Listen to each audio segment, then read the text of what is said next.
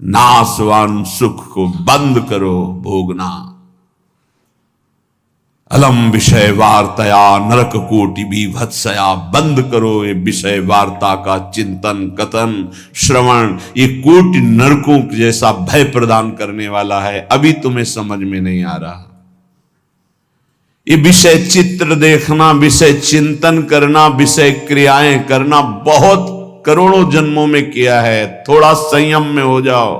मानव जीवन की दिव्यता, आनंद की दिव्यता, उसका अनुभव करो, परमात्म तत्व का अनुभव करो, नहीं पछताओगे।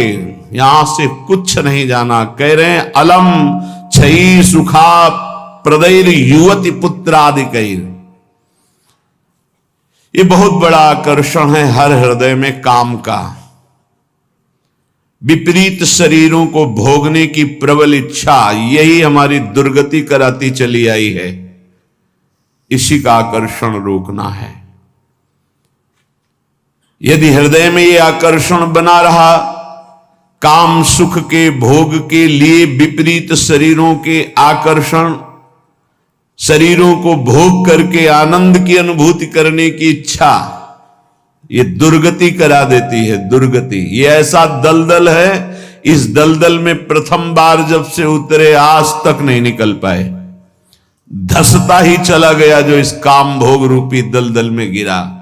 इसलिए कह रहे अलम क्षयम सुख, नाशवान चिंता शोक प्रदान करने वाले इस सुखाकर्षण से बचो। जो शरीराकर्षण, इससे बचो, नष्ट हो जाओगे। तुम्हारे जीवनी शक्ति एक सीमित है। अभी यौवन अवस्था है, नष्ट कर लो, फिर किसी काम के नहीं रहोगे। ना भगवत चिंतन ना शरीर चिंतन का रह जाएगा। केवल शोक चिंतन, चिंता, भय और केवल नाना प्रकार की भयावह कल्पनाएं। बस संयम से नहीं चलोगे, धर्म से नहीं चलोगे तो कोई सुख तुम्हें कभी सुख प्रदान ही नहीं कर पाएगा। धर्मात्मा पुरुष धर्म पूर्वक जब सुख का सेवन करता है तो सुख उसे विरति प्रदान करता है, वैराग्य प्रदान करता है, फिर वो अनुराग के मार्ग में चल पाता है। इसलिए कह रहे कि ये क्षय नाशवान सुख है। अक्षय परमात्म सुख की तरफ बढ़ने के लिए तुम्हें मानव देह मिला था, लेकिन प्रदैर युवती, मुस्कुराहट, रूपा शक्ति, मृदु भाषण, नाना प्रकार की विलासिता, इसने तुम्हारे मन का अपहरण कर लिया है। बचाओ अपने मन को और मनमोहन की तरफ लगाओ, प्रभु की तरफ लगाओ। मान लो इन महापुरुषों की बात, आज तक कभी कोई तृप्त नहीं हुआ। कोई भी शरीर भोगों से अतृप्त होकर ही मरा और अगले जन्म फिर उन्हीं भोगों में लगा। बहुत सावधान। यदि बात समझ में आ जाएगी तो निहाल हो जाओगे, नहीं समझ में आएगी तो कभी पछताओगे इस बात को सोचकर। ये महापुरुषों के वचन है। धर्म पूर्वक भजन करते हुए यदि भोगों का सेवन करोगे तो वैराग्य हो जाएगा और भगवान के चरणों में अनुराग के मार्ग में चल पड़ोगे, गृहस्थ हो या विरक्त। अधर्म पूर्वक विषयों का सेवन करोगे, मलिन अंतःकरण, रागी अंतःकरण, हिंसक स्वभाव, क्रूर स्वभाव, ससुख वांछा, आसुरी स्वभाव वाला बन जाएगा, जीवन नष्ट हो जाएगा। श्रीपाद कह रहे हैं वित्तादिकैर, धन के द्वारा भोगों को संग्रह करके भोगने की इच्छा, ये महान पापाचरण कराती है। अवस्था हो गई है भोग त्याग कर भजन करने की, फिर भी रुपए के बल से भोग भोगने की प्रबल आकांक्षा, खरीद के भोगेंगे। भोग लो, पैसा है, अभी पुण्य के द्वारा, पूर्व पुण्य के द्वारा तुम्हारे पास जो श्री है, लक्ष्मी है, उसका दुरुपयोग कर लो। दुरुपयोग, 4 भूखों को भोजन पवा देते उसी पैसे से तो तुम्हारी सदगति का कारण बनता, लेकिन 4 भूखों से पैसे छीन कर अपनी वासना की पूर्ति में लगा दिया, वो तुम्हारे सर्वनाश का कारण बन जाएगी। किसी को भी बाहुल्यता भोगों की मिलती, संपत्ति की मिलती तो उसके भोग के लिए नहीं, समाज सेवा के लिए मिलती है। तुम्हारा जितना खर्चा है कम से कम खर्चा करके काम चलाओ, और तुम्हारे पास जो अधिक संपत्ति है वो दूसरों की सेवा में लगाओ, बीमार की सेवा में लगाओ, असहाय की सेवा में लगाओ, भूखों की सेवा में लगाओ, पशु पक्षियों की सेवा में लगाओ, तो धर्म बन जाएगा। और ये धर्मो रक्षति रक्षिता, ये दुर्गति से तुम्हारे धर्म रक्षा कर लेगा। लेकिन जिनके पास धन बढ़ता है उनके पास दोष बढ़ जाता है। मदिरा पान करना, पैसे के बल से व्यभिचार करना, पैसे के घमंड में आकर दूसरे की जीवों की हत्या कराना, मांस खाना, नाना प्रकार के छल कपट द्वारा पैसा, ये महान नरक की प्राप्ति कराता है, घोर दुर्गति होती है। इसलिए कह रहे वित्ताधिकैर, बचो बचो, अधर्म के धन से बचो। ये बहुत प्यारा दिखाई देता है लेकिन तुम्हारा सर्वनाश कर देगा। अगर 1 रुपया धर्म का आ जाए तो बुद्धि भ्रष्ट होना शुरू हो जाती है। फिर तुम बड़ी बड़ी संपत्तियां छल कपट से एकत्रित करोगे, तुम्हारी दुर्दशा क्या होगी। श्रीपाद कह रहे विमुक्ति कथप याप्यलम मम नमो विकुंठ श्रेय। जो ऐसे आचरण करते हैं मुक्ति की चर्चा उनके लिए बेकार है। ममता रत सन ज्ञान कहानी, अति लोभी सन विरति बखानी, कामी समझिम हरि कथा, ऊसर बीज बये फल दशा। जैसे ऊसर भूमि में बीज फेंक दो बेकार चला जाए, ऐसे कामी पुरुष से भगवान के अनुराग की बात करो, ममता रत से ज्ञान की बातें करो, लोभी से वैराग्य की बातें करो, बोले सब बेकार हो जाती है। इसलिए बेकार हो जाती है कि उनके हृदय में इतनी मलिनता है को समझ ही नहीं पाएंगे। श्रीपाद कह रहे यद्यपि हम चर्चा कर रहे हैं कि अलम छई सुख प्रदैर युवती पुत्र वित्तादिकैर, पर फिर भी ये चर्चा बेकार है, क्योंकि ऐसे भोगी पुरुषों को चर्चा विमुक्ति की, मोक्ष की, परमार्थ पथ की समझ में ही नहीं आएगी। फिर भी हमारी प्रार्थना है कि आप समझने की चेष्टा करें। ये तुम्हारी संपत्ति, ऐश्वर्य, पुत्र, वित्त, स्त्री, परिवार, संबंधी, ये सब एक दिन तुम्हें छोड़ देंगे। तुम्हें अकेला यहां से जाना होगा। तुम्हारे पाप कमाए हुए और पुण्य कमाए हुए वही दोनों साथ जाएंगे। और यदि भजन कर लिया तो पाप पुण्य दोनों को विध्वंस करके वो भगवत प्राप्ति करा देंगे। शुभ शुभ दुर्ग विध्वंस बल तब जयति जयति जग उच्चरे। जो श्री धाम वृंदावन के प्रेम का पिपासु हो, वैकुंठ के भी वैभव की तरफ आंख उठा के नहीं देखता। कथयाप्यलम मम नमो विकुंठ श्रेय, नमस्कार है वैकुंठ को, लेकिन मुझे उसके श्रेय, उसके वैभव से कोई मतलब नहीं। परम तु ही भवे भवे भवतु वार्षभाण्यथ, वृषभानु की पुत्री श्री लाडली जू किशोरी जू, परंतु मेरा मन श्री किशोरी जू के चरणारविंद में, जहां ब्रजेंद्र नंदन श्री लालजू महाराज मुकुट झुकाए हुए हैं। रसघन मोहन मूर्तिम विचित्र केलि महोत्सवोल्लसितम, राधा चरण विलोडित रुचिर शिखंडम हरिम वंदे। मैं श्री किशोरी जू महारानी जू के चरणों की उपासना करता हूं, जिनके चरणों में ब्रजेंद्र नंदन मोर मुकुटधारी स्वयं लालजू महाराज सर झुकाए हुए हैं। वही वृंदावन मेरा जन्म जन्म की आकांक्षा है, वही मेरा सर्वस्व वृंदावन है, जहां मेरी प्यारी जू और प्यारे जू विराजमान हैं। मुझे नहीं चाहिए वैकुंठ न वैकुंठ का वैभव। अब भी समय है। उपासक यदि आर्त भाव से भगवान से प्रार्थना करे तो प्रार्थना से बहुत जल्दी परिवर्तन होता है। भगवान सत हैं, चिदानंद हैं, प्रेमानंद हैं, करुणामय हैं, और एक भगवान का नाम है भक्ता अनुग्रह कारिणो।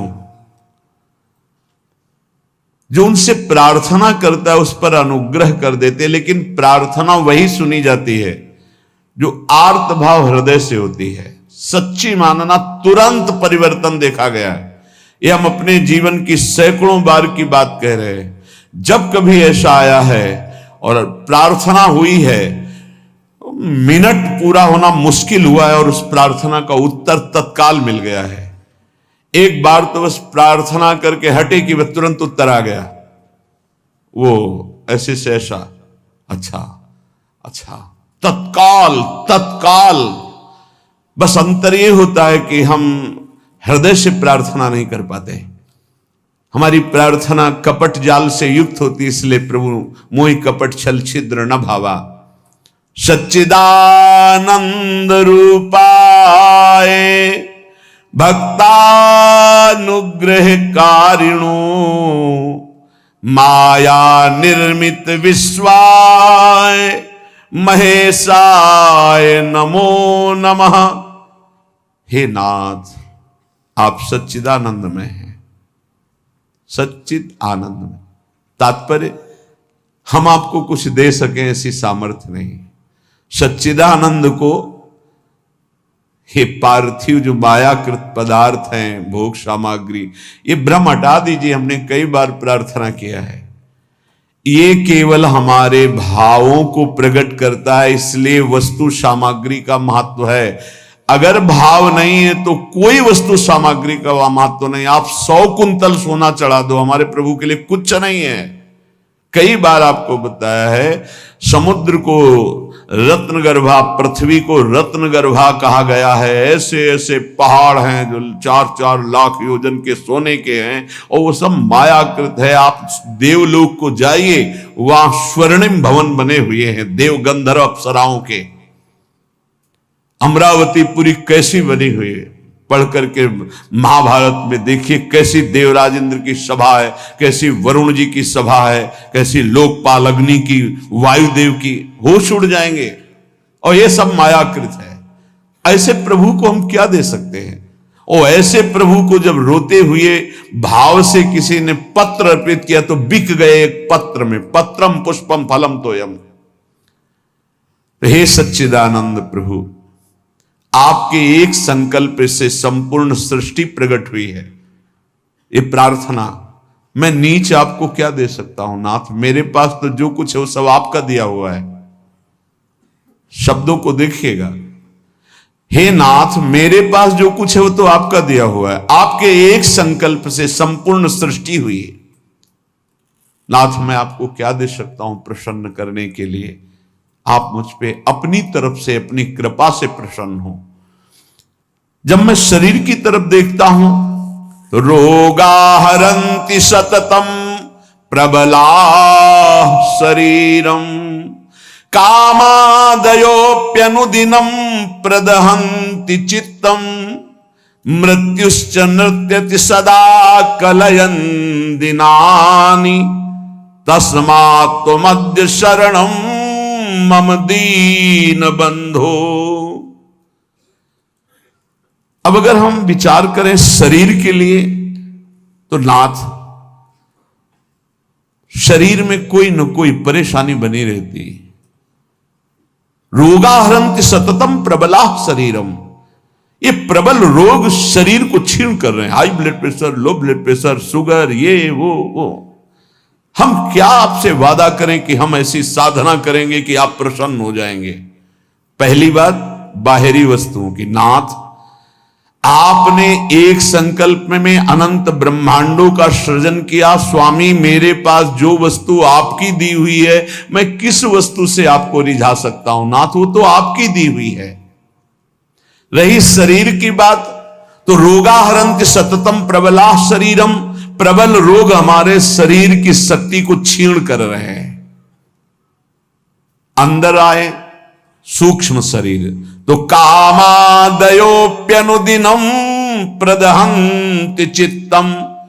ये काम, क्रोध, लोभ, मोह, मद, मत्सर इतना गंदा किए हैं अंदर की, हम कैसे आपको कहें कि हम अंदर से आपका ध्यान धर पाएंगे?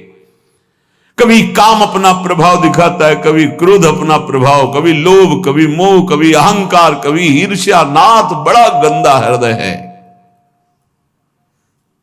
और पूरे जीवन की तरफ देखें, वादा करें कि आज संकल्प लेते हैं कि 5 वर्ष हम ऐसा करेंगे, तो 5 मिनट का भरोसा नहीं। मृत्युश्च नृत्यति सदा कलयन् दिनानि। नाच रही मृत्यु सिर पर, पता नहीं प्रभु कब हमारे शरीर का अंत हो जाए। इसलिए नाथ, मैं आज प्रार्थना करता हूं कि मेरे पास आपको प्रसन्न करने के लिए कुछ नहीं है। आपकी दी हुई भोग सामग्री और ये शरीर रोगों का घर, मन विकारों के द्वारा अपवित्र, और प्रभु पूरा जीवन मृत्यु के हवाले, किस समय मेरी मृत्यु हो जाए मुझे भरोसा नहीं, पता नहीं। नाथ तस्मात् त्वमद्य शरणम मम दीन बंधु, हे दीन बंधु अब एक ही उपाय, मैं आपकी शरण में हूं, आप मुझे अपने चरणों की शरण में रख लीजिए। हे प्रभु, वे देहो विनश्यति सदा परिणामशीलस्, चित्तम च खिद्यति सदा विषयानुरागी, बुद्धि सदा हि रमते विषयेषु नान्तस्, तस्मात् त्वमद्य शरणम मम दीन बंधु। बहुत सुंदर। नाथ, ये शरीर का प्रतिपल परिवर्तन हो रहा है। कभी घुटने के बल था, फिर किशोर अवस्था आई, फिर जवानी आई, फिर धीरे धीरे ढल रहा है। ये नाशवान शरीर नाश की तरफ जा रहा है और प्रभु मन प्रतिपल भोगों में लगा हुआ है, हमारा चित्त प्रतिपल भोगों में लगा हुआ है। ईमानदारी की बात देख लो, ये खाऊंगा, ये पीऊंगा, ये देखूंगा, ये भोगूंगा, ये भोगा, अब ये भोगूंगा, ऐसी ही गणित चलती रहती है अंदर। और मेरी बुद्धि बस एक ही बात, इस विषय को भोगने में ये सुख है निश्चय करती है, विषयों में सुख है। मारा गया प्रभु, मारा गया।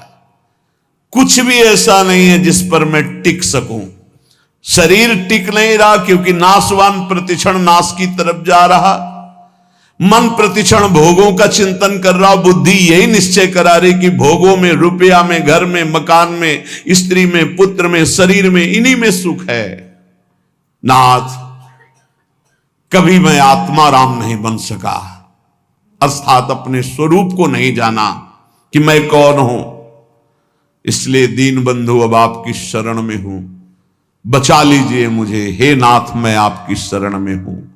आयुर्विनश्यति यथा मघटस्तथोयम, विद्युत प्रभेव चपला बत यौवनश्री, वृद्धा प्रधावती यथा मृगराज पत्नी, तस्मात् त्वमद्य शरणम मम दीन बंधु। प्रभु, जैसे कच्चे घड़े के प्रभाव को जानो कि पानी डालते ही वो फैल जाता है, नष्ट हो जाता है, कच्चे घड़े में पानी नहीं टिकता। नाथ, इस तरह मेरा शरीर है, कच्चे घड़े की तरह, पता नहीं कब फूट जाए। जैसे पानी का बुलबुला बढ़िया दिखाई दे रहा है लेकिन किस क्षण फूट जाए उसका भरोसा नहीं, बिल्कुल ऐसे ही। विद्युत प्रभेव चपला बत यौवनश्री, ये जवानी, ये वैभव बिजली की तरह है। इसको भी देखा, बहुत चंद दिनों में नष्ट होते देखा। ये जो श्री अर्थात लक्ष्मी है, चपला है, इसे चंचला कहा गया है। ये किसी एक जेब में बराबर नहीं टिकेगी। वही रुपया लाखों लोग कह चुके हैं कि मेरा है और लाखों कहेंगे मेरा है, वो बदलता चला जाएगा, चपला है। आयुर्विनश्यति यथा मघटस्थ तोयम, विद्युत प्रभेव चपला बत यौवनश्री। ये जवानी, ये रुपया, ये भोग सामग्री, ये वाहवाही किसी की ब्याही हुई नहीं है। आज जवान हो, कल तुम्हारी दुर्दशा हो जाएगी। आज धनी हो, कल मांग करके तुम्हें खाने की भी हिम्मत नहीं रहेगी, ऐसी स्थिति आ जाएगी। बहुत होश में। वृद्धा प्रधावती यथा मृगराज पत्नी, जैसे सिंहनी खाने को तैयार है, ऐसे रोग युक्त वृद्धावस्था तुम्हारा इंतजार कर रही। जब धक्का लगा के घर से बाहर कर दिए जाओगे, कर्म के परिणाम में कुछ भी तुम्हारा नहीं, कोई भी तुम्हारा नहीं। ऐसे कितने उदाहरण हैं। इसलिए अभी दीन बंधु प्रभु के नाम जपने का अवसर जप लो, अभी प्रभु की शरण में हो जाओ, तुम्हारा मंगल हो जाएगा। इस पर भरोसा मत करो। जब घटनाएं सुनते हैं तो लगता है कि लोगों को सीख लेनी चाहिए। हरिशरणम अगर ये जीवन में नहीं है तो तुम्हारा सब जीवन व्यर्थ चला जाएगा। आयाद व्ययो मम भवत्यधिको अविनीते कामादयो हि बलिनो निबला समाद्या मृत्युर्यदा तुदति मां बत किं बदेयम। हे प्रभु, ये जो रुपये की आय है ये जीव को पागल बना देती है, धर्म से भ्रष्ट कर देती है। ये भी देखा है, जितना अधिक रुपया आएगा उतनी बुद्धि भ्रष्ट होती चली जाएगी। रुपये का सदुपयोग कोई महाभागवत कर पाता है नहीं, रुपया बहुत बुरी तरह कर्म बिगाड़ देता है। जहां रुपया बढ़ा तो फिर कर्म बिगाड़ देता है, कुछ नहीं, भारी प्रमाद। ये जो आप लोग बैठकर सत्संग सुन रहे हैं, बड़ी भगवत कृपा है जो आप यहां आकर के सत्संग सुन रहे हैं, भगवत कृपा। संसारियों को भगवत चर्चा सुनने की ना प्रेरणा होती है, ना इच्छा होती है, ना समय दिया जाता है। और जिसे सत्संग नहीं मिला जीवन में, उसका जीवन कूड़ा बना रहता है, गंदे आचरण, गंदा खाना पीना, गंदा व्यवहार। भगवत प्राप्ति करना है, भजन करना है, ऐसा कहीं चिंतन ही नहीं है, कहीं चिंतन नहीं। बस कमाना, ये सत्य है संसार, ऐसा भाव, कमाना है, मकान बढ़िया बन जाए, रुपया बैंक बैलेंस हो, अमुक कार्य सोचते सोचते मर गया, फिर अगला जन्म हुआ, फिर यही सोच, कब तक चलता रहेगा। आयाद व्ययो मम भवत्यधिको विनीते। और जब आय अधिक होने लगती है और बुद्धि व्यभिचारी हो जाती है, धर्म से अधर्म की तरफ जाने लगती है, तो फिर उसका व्यय गंदे तरीके से होता है, गंदे तरीके से। जो धर्मात्मा पुरुष होते हैं उनका धन बहुत अच्छी तरीके, सो धन धन्य प्रथम गति जाकी। क्या? अस्पताल खुलवा दिया निशुल्क, बढ़िया दवा, बढ़िया डॉक्टर, और जो असहाय गरीब है फ्री दवा उनकी, भोजनालय निशुल्क, किसी भी तरह का कोई छल कपट नहीं, जो रूखा सूखा सब फ्री पवार। ये धन का सदुपयोग। गौ सेवा, लाखों गौओं का, पशु पक्षियों का पोषण हो रहा है। ये विद्यालय खुलवा दिया, निशुल्क विद्यालय, फीस डॉक्टरों की, मास्टरों की, जो भी जैसे, वो सब अलग अपनी तरफ से, औषधालय, विद्यालय, ये सब वो धर्मात्मा पुरुष का ऐसे खर्चा होता है। अधर्मी का खूब शराब पी रहे हैं, व्यभिचार कर रहे हैं, कितने रुपए लगे आज के नाच में, इतने लगे पार्टी में। अस्पताल खुलवा देते तो पूरे तुम्हारा परिवार का कल्याण हो जाता, कितना लाभ मिलता। जो धनाभिमानी हैं उनके द्वारा धन का सदुपयोग नहीं होता, जो भगवत चरणारविंद के आश्रित है उनका सदुपयोग होता है। बोले प्रभु, अधिक आय होने पर धन का व्यय गलत तरीके से होने लगता है। नाथ, उसका प्रभाव यह हुआ कि काम आदि दोष बहुत बढ़ जाते हैं, बहुत बढ़ जाते हैं। कामादयो ही बलिनो निबला समाद्या, इतना निर्बल कर देता है कि वो बुद्धि से निश्चय ही नहीं कर पाता कि ऐसा करना चाहिए कि नहीं, वो ना करने योग्य व्यभिचार करता है। कामादया ही बलिनो निबला समाद्या मृत्युर्यदा तुदति माम बत किम बदेयम। क्या कहूं प्रभु, इतना निर्बल कर दिया काम ने कि अब अपने को रोक नहीं पाता हो।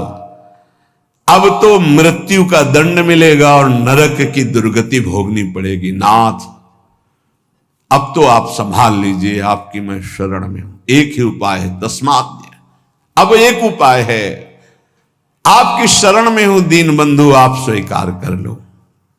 दीन बंधु, हे भगवन, तप्तम तपो नहीं कदापि मयेह तन्वा वाण्या तथा नहीं कदापि तपश्च तप्तम मिथ्या विभाषण परेण न मानसं हि तस्मात् त्वमद्य शरणं मम दीन बंधु।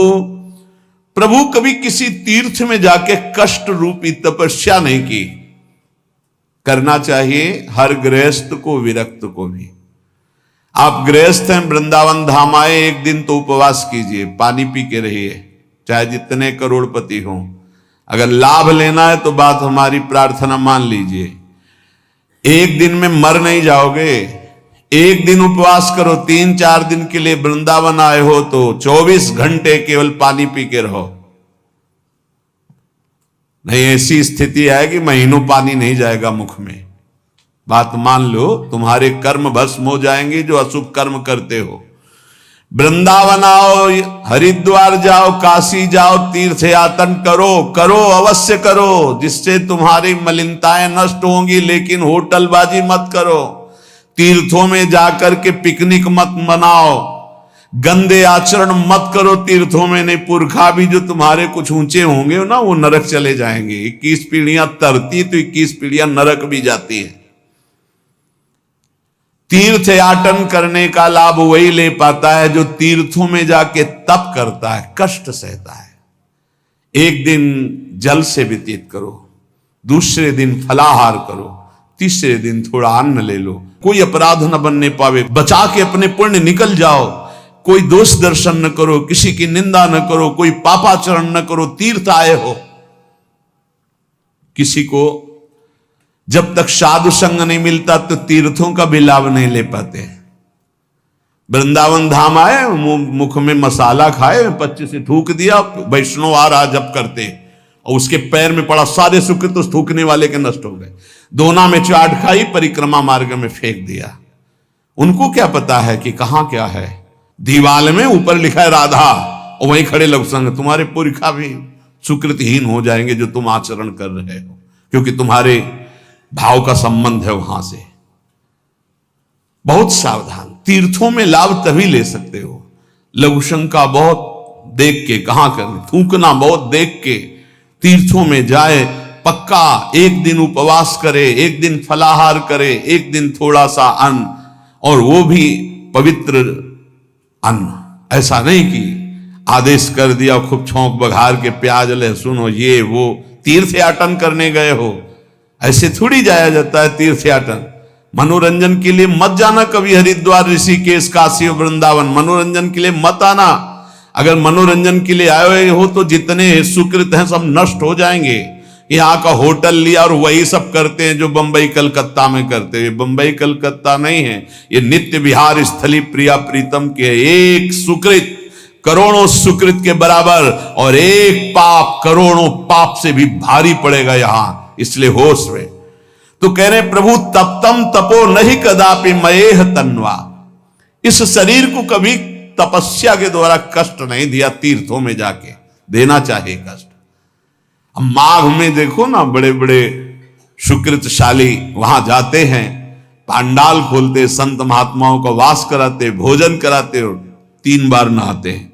और माह महीने में गंगा जी का नहाना भारी तपस्या है। ऐसे एक डुबकी लगाओ तो लगता है सर है कि नहीं है, कुछ पता ही नहीं चलता, इतना ठंडा चल रही वायु। हाँ, गीजर में नहाने वाले गंगा जी में कब डुबकी मार पाएंगे। तो तीर्थों में जाते 8 बजे वहां से उठे हो, गीजर से नहा धो के पान वान खा के बाहर। ऐसे तीर्थ नहीं होते। 3 बजे तड़के जाओ, गंगा स्नान करो, बैठो भजन में, माला चलाओ। 3 दिन 4 दिन जो वृंदावन वास, तीर्थराज, प्रयागवास, काशीवास, ये कठोर तप पूर्वक किया जाता है। पर प्रभु कभी ऐसा नहीं हुआ। दीन बंधु और वाण्या तथा नहीं कदापि तपश्च तप्तम। वाणी का कभी तप नहीं किया। शरीर का ये तप है तीर्थ याग, और वाणी का तप 2 घंटे 3 घंटे बैठ गए, खूब नाम कीर्तन किया, राधा राधा राधा। नाम कीर्तन में मन बड़े पुण्यात्मा पुरुष का लगता है। और नाम संकीर्तनम यस्य सर्व पाप प्रणाशनम, समस्त पापों को विध्वंस कर देता है नाम कीर्तन। तो वाण्या तथा नहीं कदापि तपश्च तप्तम। नाथ कभी शरीर से तो तप तीर्थों में किया नहीं, वाणी से कभी नाम कीर्तन का तप नहीं किया। पूरी चतुरासी जी गा लिए, सुधा निधि गा लिए, यमुना के तट पर बैठ करके आए 2-4 दिन के लिए और परिक्रमा लगाए, नाम कीर्तन में बैठे, नाम कीर्तन किया। ये कभी तप नहीं किया। मिथ्याभिभाषण परेण, जबान से झूठ बोलना, गाली देना, निंदा करना, पापाचरण करना, प्रभु शरीर से पाप, वाणी से, और मानसम ही, और मन से प्रभु पूछो मत। मन तो सदैव पाप ही सोचता रहता है। तस्मात् मध्य शरणम मम दीन बंधो, हे दीन बंधु ऐसे मुझ नीच को अपनी शरण में रख लो।